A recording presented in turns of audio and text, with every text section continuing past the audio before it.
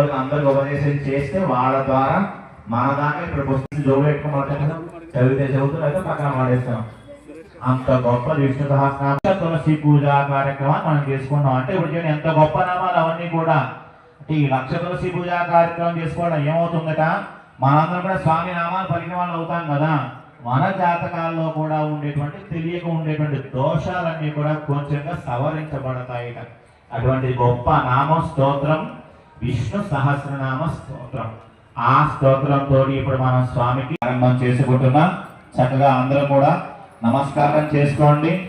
మొట్టమొదటిగా ఎవరికి నమస్కారం చేసుకోవాలి? ఇంకా ఎవరైనా పాలు తీసుకొచ్చే వాళ్ళు ఉంటే కనుక తెచ్చి అందులో వేసేయండమ్మా, తెస్తారట. పాలు పొంగించే కార్యక్రమం మొదలవుతుంది. మనం కార్యక్రమం ప్రారంభమైన మొట్టమొదటిగా ఎవరికి నమస్కారం చేసుకోవాలి?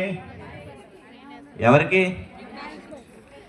వినాయకుడికి ఎలాగో చేసుకుంటాం, వినాయకుడి కంటే ముందుగా ఇంకొకరు చేసుకోవాలి. ఎవరికి? ఇప్పుడు గాలి వేస్తూ ఉంటున్నాయి, మనకున్న ఆకులేమో డెలికేట్ ఆకులు, కొన్ని అందులో ఉన్న వస్తువులేమో బరువుగా ఉన్నట్టు అన్నిటి ఎగిరిపోతుంది.